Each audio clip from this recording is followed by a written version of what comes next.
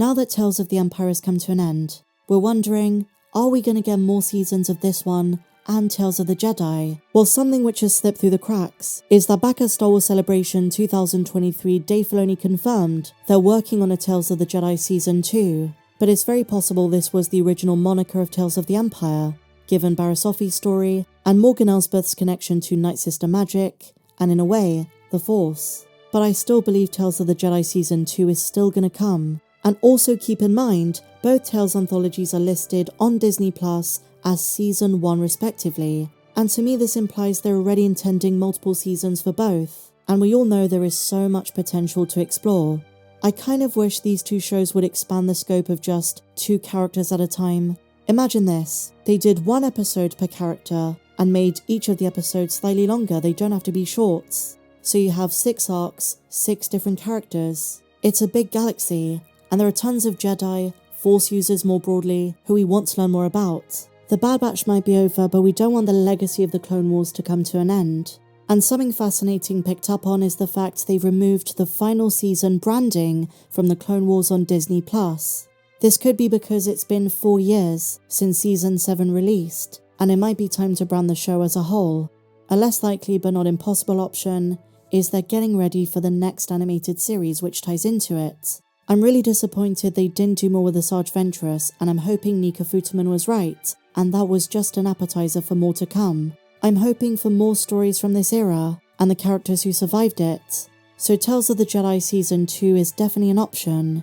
And what I'm saying is this, for an anthology series with the title Tales of the Empire, more attention could have been given to some characters we really have an investment in like Darth Vader, some more personal moments in his life, maybe during a time where he's adapting to the new Empire and to his suit, things we've seen in the comics, or in my opinion, his adventures with Sabe, one of the most interesting characters in all of Star Wars. She appeared in The Phantom Menace, but now she's been relegated to the comics. One story I'd love to see is Miggs Mayfeld, his time as an Imperial sharpshooter, and the inhumanity that caused him to defect. Even Operation Cinder would be awesome in animation.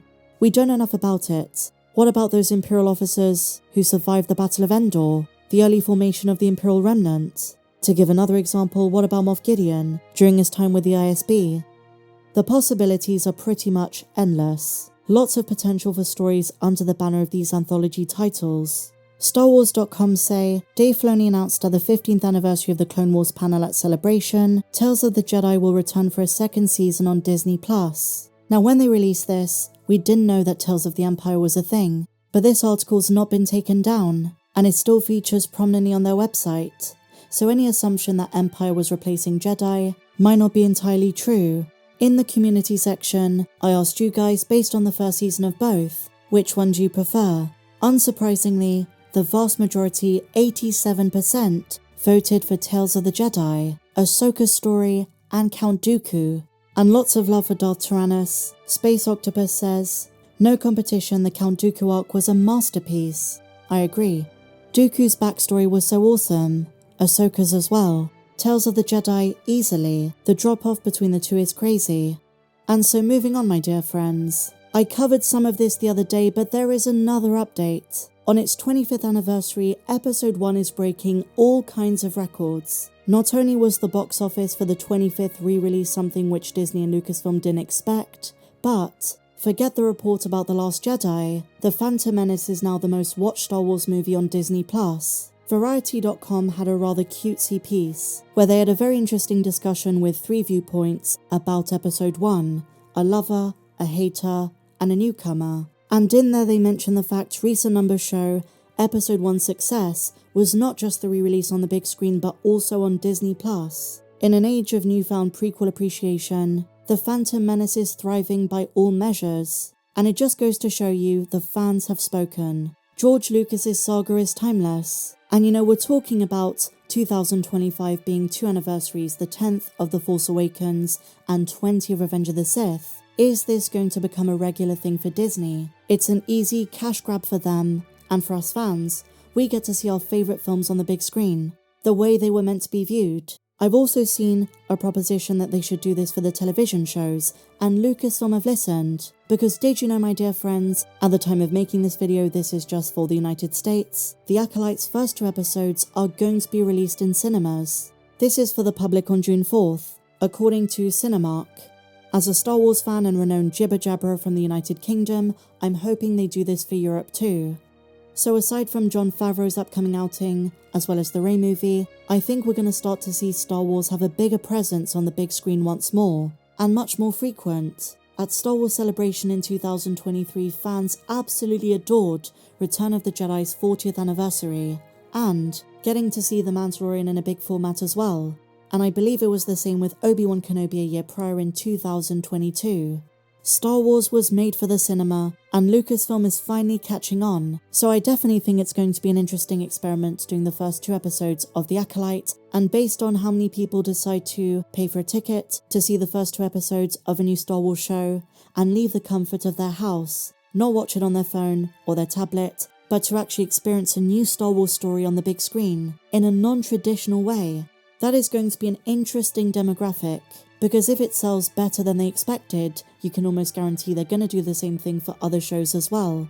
Ahsoka Season 2, for example, maybe Skeleton Crew this coming Christmas, and maybe even the finale of this one, The Acolyte. When this was announced, I've already seen fans predict that because fans left before the preview of The Acolyte, they're not going to pay money to leave their house to see the show on the big screen, let alone watch it on Disney+. But I think it's impossible at this stage to tell what the viewing numbers are going to be.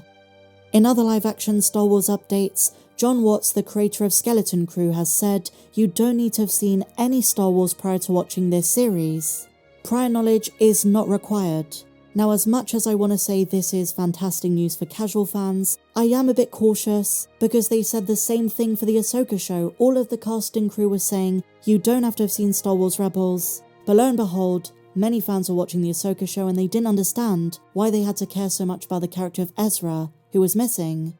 There was no retrospective, there was no flashback, and so when you say for a show like that you don't need prior knowledge, that can become a bit of an issue. They should just be upfront and say, yes, these are the shows you should watch, and on Disney Plus it's even more convenient because all the shows are right there. And so for Skeleton Crew, Jon Watts is saying, you don't have to have seen anything Star Wars to enjoy the show.